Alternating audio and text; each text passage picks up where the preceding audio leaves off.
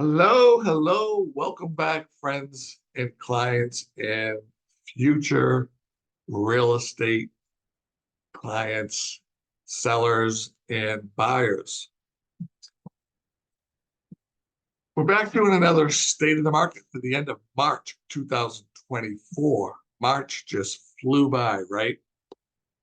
April is upon us. Hopefully everybody had a nice Easter. We've got some great things coming up for you guys here. We'll go through our normal sectors and then kind of wrap it up with the interest rates. All right. So I'm going to go ahead and just share my screen real quick.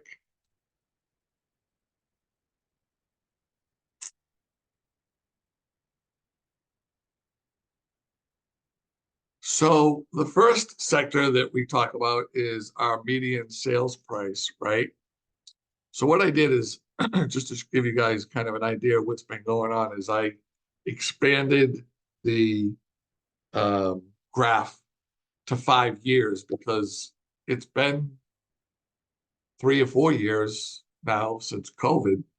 And so it's good to get a good picture of kind of what was going on before COVID, during COVID, and now post COVID, right? I still see people running around with masks and still people getting sick, but um, for the most part, we're out of the woods, right? So the first sector is your median sales price. So for the end of March, um, let's just take a look here, is 639,000. Now in February, it was 650. So the average sale price of properties went down about $11,000 from one month to another, right? You can see here pre-COVID, March, the median sales price was around 419 versus today it's around 639. The next sector that we want to cover is homes for sale. So the end of March, we were at 547.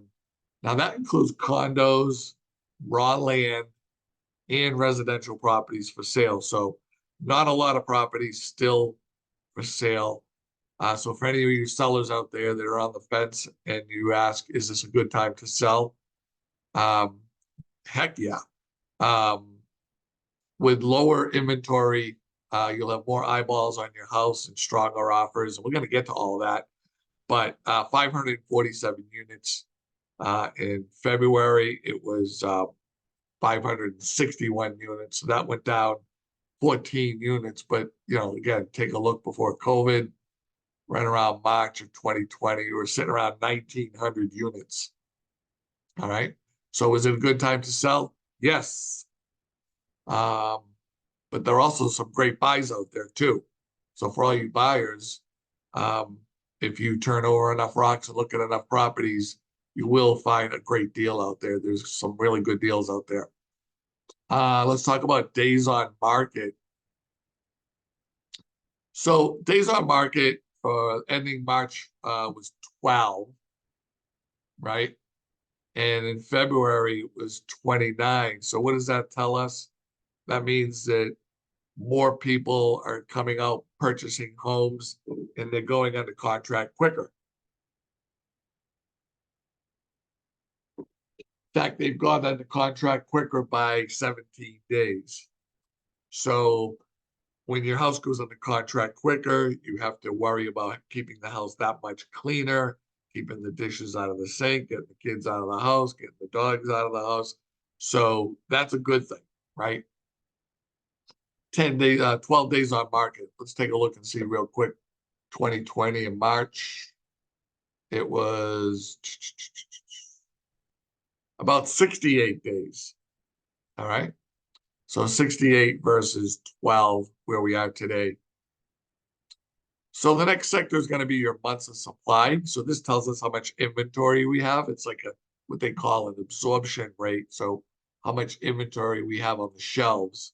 So, we already know that we have low inventory, right? Because we just went over that sector. We were at 547 units. So we're sitting at 1.9 months of inventory. So what that means is if no other inventory came on the market, the shelves would be completely empty at the end of 2 months. Everything would be sold, right?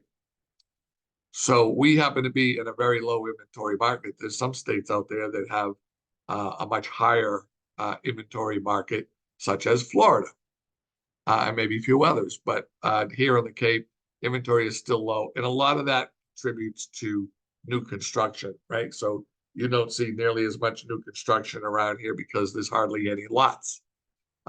Florida, Georgia, Carolinas, maybe some other southern states, Arizona, Texas, there's more land available. So they're going to build more properties. There's going to be more to pick from. So right now we're sitting at 1.9 months of inventory. February was 2.0. So that's kind of like a push. Next is your sales to list price ratio. So this is interesting. So at the end of March, we're at 100%. So if you listed your house for $1 million, then as long as your 3 Ps lined up, right, price, presentation, and promotion, then you should get $1 million. Now, if you look at February, it was 98.1. So if you listed that same house in February, we might have gotten, say, 980,000. And if you listed it in January, it was about the same, 980. December was about 990. But if you look at these colder New England months like November, December, January, February, there's a trend there where houses don't bring quite as much money, maybe because of not as many buyers out there, right? So there's a little more negotiating going on. But look what happens when you turn the corner and the sun starts shining a little bit more and the flowers pop out of the ground and now you're in a spring market. Those offers are now getting stronger because there's more competition. If you look and see back in November or October, September, August, they were all 100%. But then if you went back to those colder months, right, of 2023, 98% for March, 98% for February of 23, and January was 97%. So those colder New England, December, January, February, March months, there's perhaps a little bit more negotiating going on there. And then things pick up and we get back to pretty much asking or above asking, right? And then there's these months that we had back in 2022. These are the unicorn years, right, that we call them. These are the COVID years, 22 and 21. You can see houses were getting 102, 103% of asking price, right? And we may get back to that soon if the interest rates do drop a little bit. A lot of the professionals and from people that I'm listening to and watching on TV and podcasts and reading is if the interest rates do drop a little bit, even a point, you're going to see those big spikes again.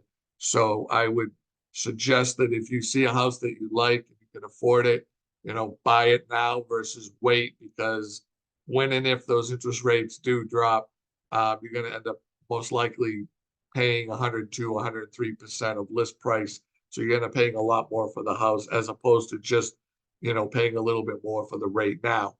Hopefully that makes sense to everybody out there that's a buyer. So the next sector we want to talk about is price per square foot. So we're sitting at $522 a square foot. That's at the end of March. And in February, it was $483. So the price per square foot went up about $16. If we look and see just back in March of 2020, the price per square foot was $326 per square foot, which today is $522 per square foot. All righty, so I'm going to go ahead and try to share another one of my screens here. I want to talk about this one right here. Interest rates, right? So we want to talk about the interest rates.